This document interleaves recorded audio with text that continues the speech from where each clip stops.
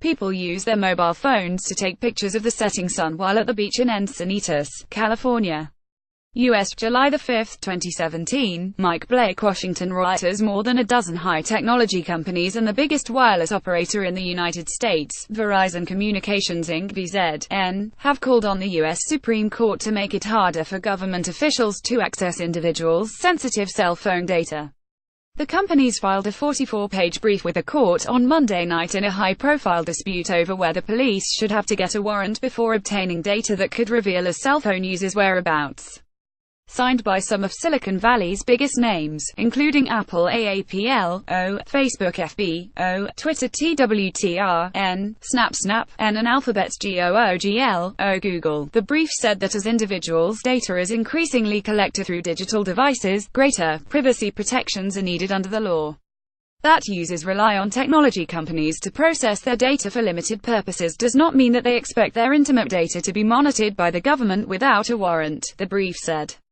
The justices agreed last June to hear an appeal by Timothy Carpenter, who was convicted in 2013 in a series of armed robberies of Radio Shack and T-Mobile stores in Ohio and Michigan.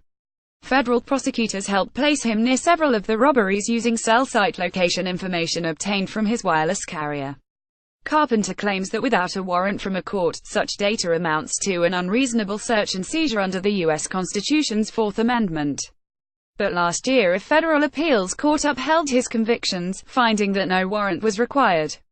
File photo: a fan uses a cell phone to record a performance during the 2014 CMT Music Awards in Nashville, Tennessee, June 4, 2014. Harrison McCleary. Carpenter's case will be argued before the court sometime after its new term begins in October. The case comes amid growing scrutiny of the surveillance practices of U.S. law enforcement and intelligence agencies and concern among lawmakers across the political spectrum about civil liberties and police evading warrant requirements.